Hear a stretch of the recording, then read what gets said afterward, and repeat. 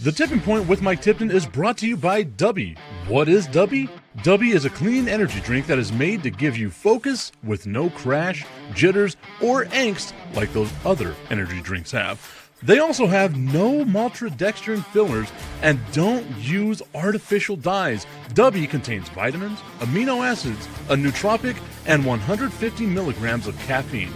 Dubby's products are made in the USA in an FDA-inspected facility that strictly adheres to GMP manufacturing guidelines. All of the flavors are unique and custom-made by Dubby, and you'll never taste our taste anywhere else. The best part about it is they're affordable. Dubby's drinks come out to about $1 per drink, much cheaper than Starbucks or any of those canned energy drinks. To learn more, visit w.gg.com/discount/MRTipton33 and place your order today. Use promo code MrTipton33 and save today. Dubby Energy, be better. What's going on, everybody? I want to tell you about my new friends over at Cleverman. Visit them online at becleverman.com.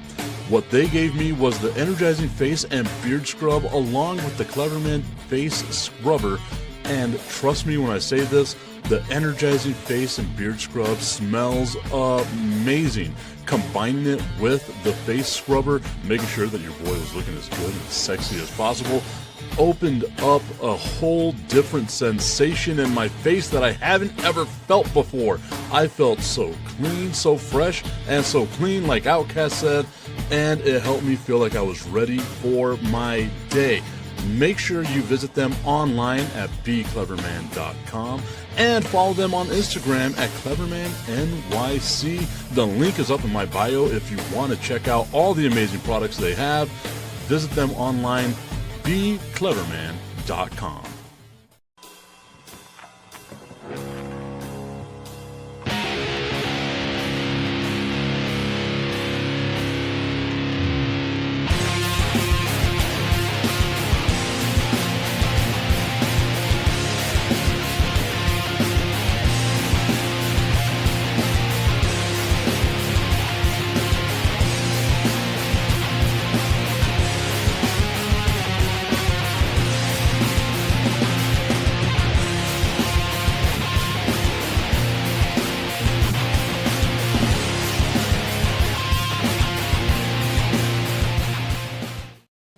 It is time for the Tipping Point with Mike Tipton this beautiful Monday morning, hoping that everybody is having themselves a heck of a day today. You already know that I'm having myself a good old time. Tommy Carranza over on YouTube getting the comments started saying, Tip, what's up? No Spurs talk, please.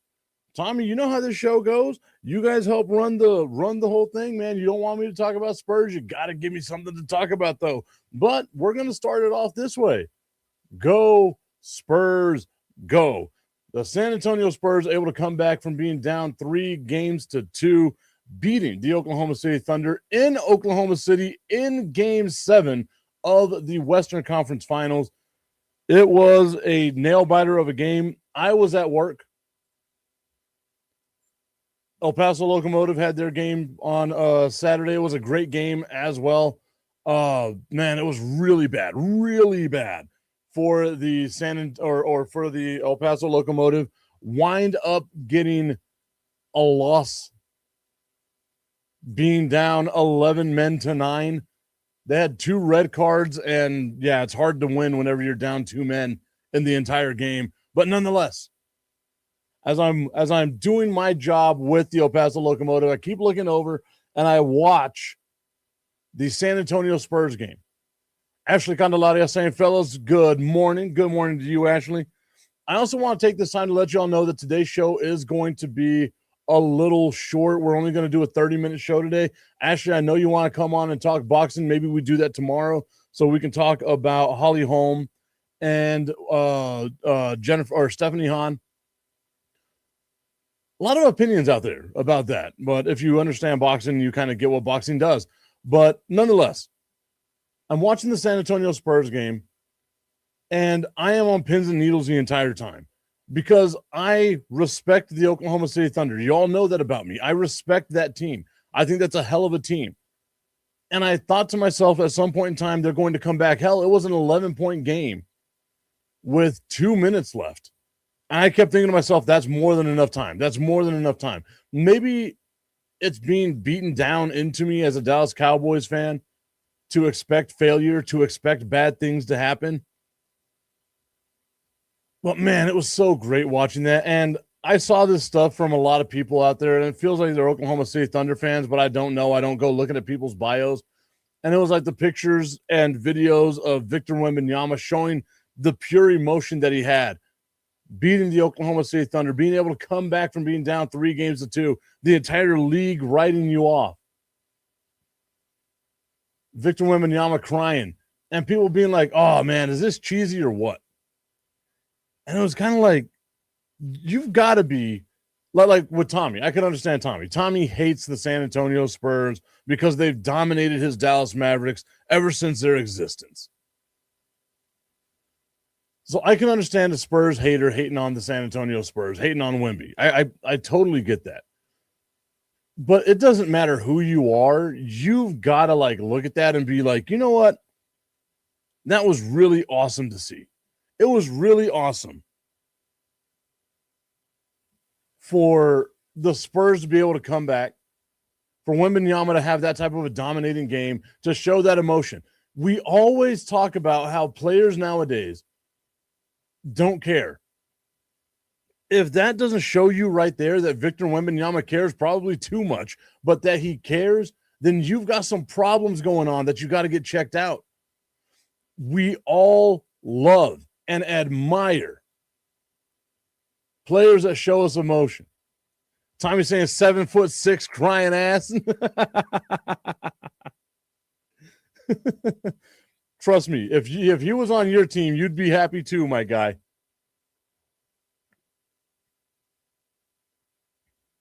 Shai Gilgeous-Alexander was asked after the game how he feels about everything. Took the braids out. Looks really weird without the braids. Looks a lot like The Weeknd without the braids. He says after being asked about what happened, why they weren't able to win a second consecutive championship, he said, I failed at my goal. I didn't achieve what I wanted to achieve, but I learned the most about myself and make the greatest amount of increase in my career when I fail and I don't get what I want. I look at this no different. I didn't get where I wanted to go this season. There's a reason for that. Now I have to look at that reason and try to make sure it never happens again. I think the majority of basketball fans know exactly what the reason was as to why the Oklahoma City Thunder failed. It wasn't necessarily Victor Wembanyama being an alien, right? Like all intents and purposes, the Spurs should not have won this series. It's that Chet Holmgren didn't show up. Chet Holmgren didn't do his part. When you have 2 shots that you've taken all game long, you get dunked on. Well, I guess the score was 6-2 at the time. You get dunked on that early in the game, and then you don't have the bounce back. You don't have the ability to say, look, I want to come back here and start dominating. I want to get mine. If I got dunked on by someone, I don't give a damn how big he is. You best believe he's got a target on his ass. I'm doing something. I'm coming back somehow, some way. You ain't embarrassing me this way. And the entire world knowing that Victor Wembanyama basically uses Chet Holmgren as hate fuel, and Holmgren not doing anything about it. Dude was done for. And I would be very surprised to see what happens with Chet Holmgren. I was watching a thing yesterday, and it was really comparing Chet Holmgren to Ben Simmons. I don't know if he's there. I think Chet Holmgren has a better all-around game than what Ben Simmons had. But man, oh man. Augustine asking, are you okay? I'm very okay. Well, truth be told, I'm not.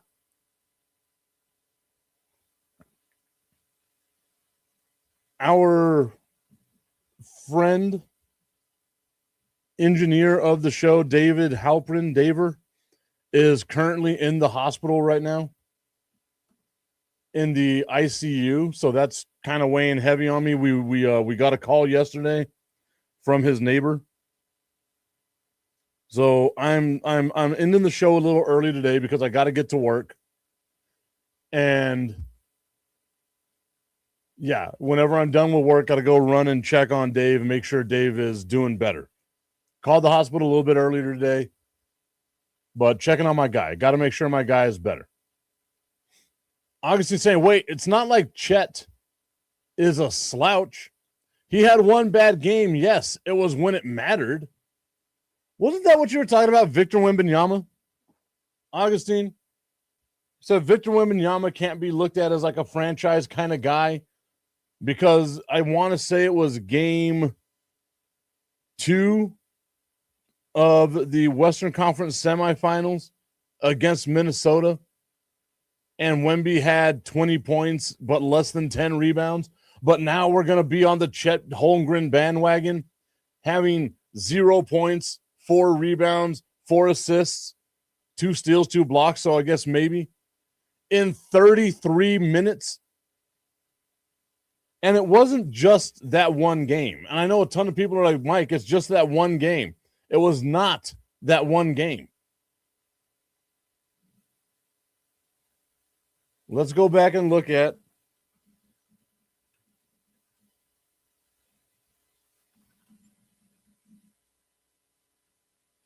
the entire Western Conference final. Augustine saying, what? Daver, what hospital? Daver is in the ICU at Las Palmas by UTEP. They are asking to have a limited amount of visitors because there's a lot of stuff that they've got to do for our guy. But yeah, again, we're thinking about him. I'm gonna be heading down there a little bit later. Brandon, myself, and a bunch of our people from KLAQ went down there to go check on our guy. Shout out to Jason, his neighbor, for getting in contact with us to let us know that, what hospital Daver was in. I know I shouldn't have said all of that, and I apologize to Dave and his family. But Augustine, you asked, am I okay? And you guys know me, I cannot lie to you. I wish I had that ability. I wish I could, but I cannot lie to y'all. I figure honesty is the best policy. So, Augustine, if Victor Wembanyama had a 10.7 point series, 7.1 rebounds, 1 assist, 1 block series, if that's what Victor Wembanyama did, 10, 7, 1, and 1, you would be raking him over the coals right now.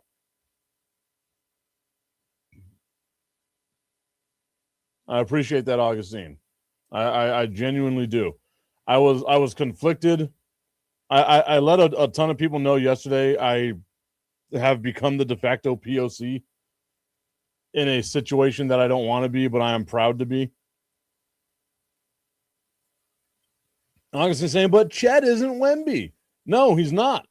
But that's always one of the things that gets, spoken about. Chet and Wemby, there's this rivalry.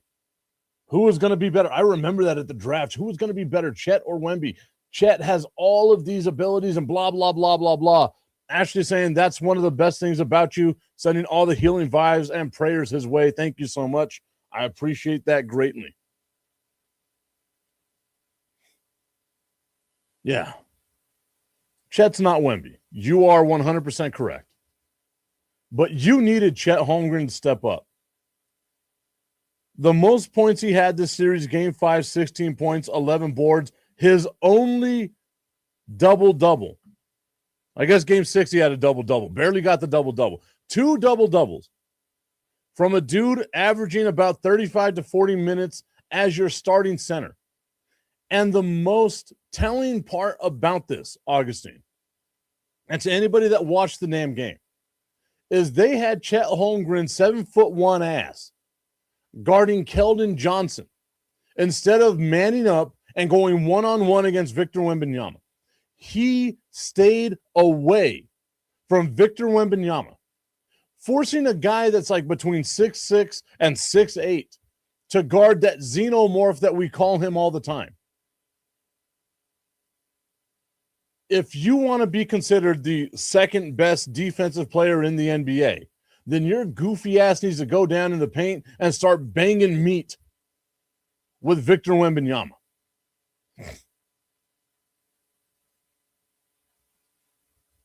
The fact of the matter is Chet Holmgren didn't give us everything that he needed to give us.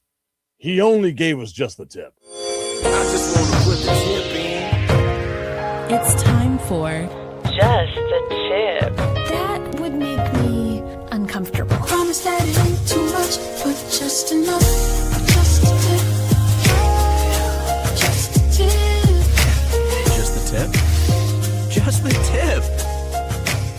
It's time for Just the Tip.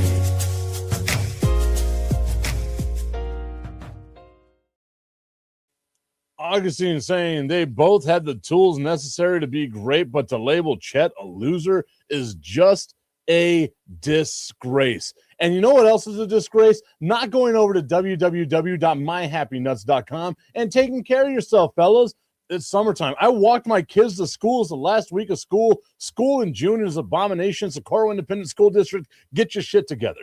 I walked my kids to school, and it was muggy, and it was hot, and it was sweaty, and I felt comfortable because I didn't leave the house without slathering up my boys with a comfort cream from www.myhappynuts.com. Use promo code Mike Tipton at checkout. Don't be a disgrace like Chet Holmgren, that loser. Man up, face your biggest fears head to head like a man, not like Chet Holmgren running away and guarding Keldon Johnson because he's scared of Victor Wembanyama. Chet Holmgren, you don't deserve www.myhappynuts.com. That was way too many W's, but I got hung up there. Chet Holmgren, you nerd, you loser, you 7'1" bottom. It's Pride Month, I can say that. www.myhappynuts.com. Use promo code Mike Tipton at checkout. Save on all your male grooming needs. I really just called him that. Jesus Christ. I get hung up sometimes, guys. Augustine's saying he knows how to show up in the finals. Look at the games last year. Look at everything he did last year. What'd you do this year? Huh? What'd you do this year? Guy, Augustine, Mr. What have you done for me lately? You, my friend. You know I got nothing but love for you. You, my friend, are the number one hater of, oh, well, that was last year. Nah, brother, we're talking about this year. What did he do in the biggest moment against the biggest star in the NBA? And the answer to that is simply nothing. He ran away. He ran away. Ray Jackson saying, go Spurs, go. I am with you, my dude. Ray, thank you so much for stepping up on Saturday, helping us out with the El Paso Locomotive broadcast. I do love and appreciate it. I told Ray he was going to be on the field by the goal. And he was like, you did not tell me about the work hazard this would be. I maybe did not. They asked Ray to get fan shots. I did feel bad having to have Ray turn his back to the field, not knowing if 90-mile-an-hour soccer balls were going to head his way. But he did a great job on Saturday, stepping up for me, my dude. I appreciate it so much. I'll be sending some stuff your way. Ray saying, holy crap, warm-ups was fun. I'm sure it was. I am sure it was the most fun you've ever had in your life.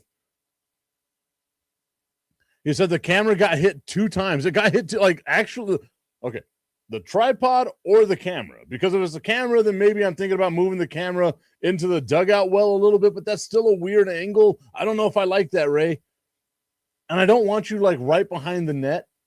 I like that clear shot. You know what I mean? That clear shot.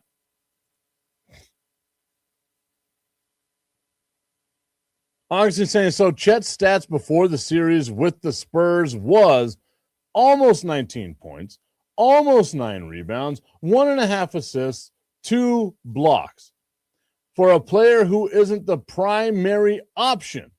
Come on, man. Oh, you're missing the point, Augustine. It's been well documented over the last, 3 or so years that Victor Wembanyama does not like Chet Holmgren. If I'm Chet Holmgren, and honestly, I feel like this goes out for anybody out there, right? Like if you're sitting there putting some disrespect on my name, you're using me as hate fuel, then brother, I am giving you a reason to hate me more, right? Maybe it's me. Maybe it's just me. I'm an asshole. I get it. But there's one thing I would not do, and that is run away from my problem. Flat out. Chet Holmgren was scared of Victor Wembanyama. Chet Holmgren did not want a piece of Victor Wembanyama. And you saw Victor Wembanyama suck out his soul like he was Shang Tsung in Mortal Kombat whenever he goes up and dunks on him with both hands. You could see the confidence leaking out of him whenever Devin Vassell goes up and blocks his dunk attempt in Game 6, gets right up in his face, and Chet does nothing. It's the Western Conference Finals against what is going to be the person you are compared to for the remainder of your career. Not his fault that he was drafted the same year as Wemby. Not his fault that he came in with all these accolades and was looked at as the stopper, the Wemby stopper. Not Chet Holmgren's fault. But for the remainder of his career, it is always going to be Chet and Wemby. Chet and Wemby. End of discussion. He ran away from what the problem was. He didn't guard Wembanyama one time. Not one time as the primary defender in 7 games. And yet you're the second best defensive player in the NBA? You're the second best. You came in number 2 in Defensive Player of the Year voting, and you didn't step up and take the challenge of, I want that guy. Brother, you can try to defend him all you want. All you want. I saw, because this is going to be a play-up matchup for at least the next 5 years, I saw Chet Holmgren run away, scared. I get it. He's an alien. I'd be scared too, but I ain't running away. I'm fighting to the death, brother. I might lose, but you're going to remember my ass. But again, maybe that's just me. Maybe that's just me. I don't get what the hell is going on right now with Chet Holmgren. Step up, dude. Ray saying that the soccer balls hitting the camera was only during warm-ups. Okay. I feel like they were aiming at you then, my guy. Ray also going on to say, dude, I am excited for the NBA Finals. Augustine saying what matters now is how Chet does to get better in the offseason. I agree with that 100%. Tommy laughing at us and then saying it was rigged. Shake my head, LOL. Rigged. It was a rigged Western Conference. The call that Mike Tirico had where he said it's Wemby's West sent chills down my spine, and it had to terrify everybody in the Western Conference flat out. My guy, Lawrence Sims, saying, what's up, Mike?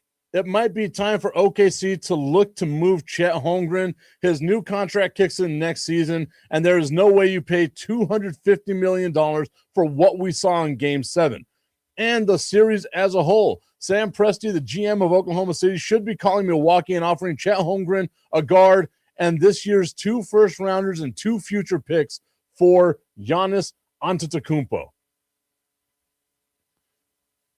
The thing is, I believe you. I agree with you there, Sergeant Sims, that it might be best for Oklahoma City to move on from Chet Holmgren.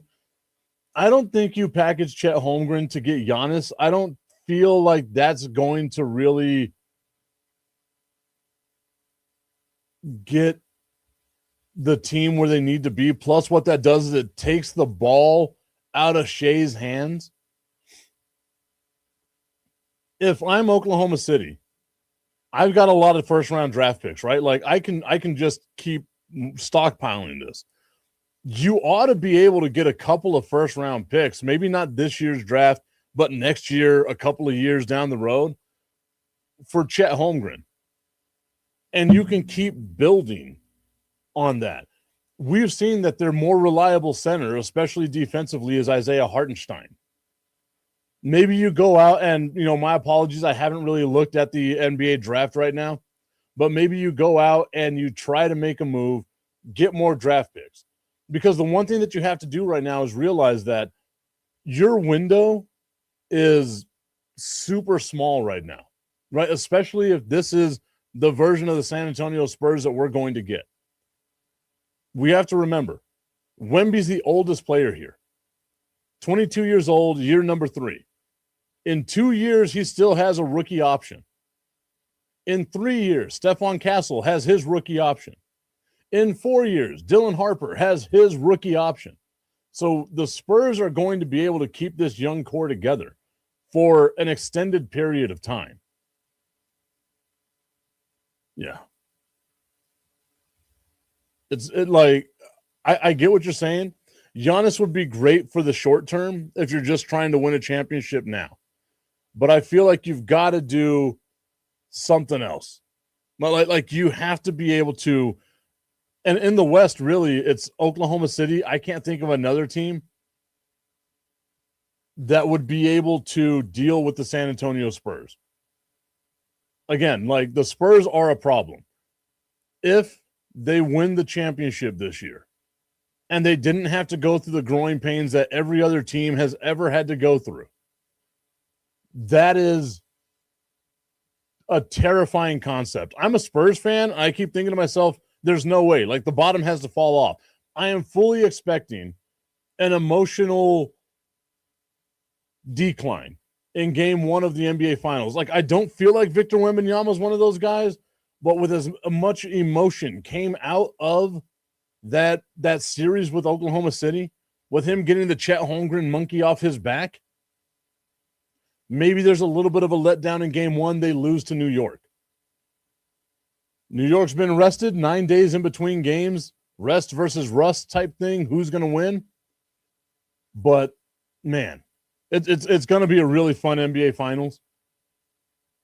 I just don't know if I trade my whole future, because those first round picks are a lot to give up for Giannis, not knowing how long you're going to have Giannis. And as sacrilegious as it may seem, Giannis hasn't really been great the last couple of years, right? Like Milwaukee hasn't won a playoffs since they won the finals in 21, I want to say.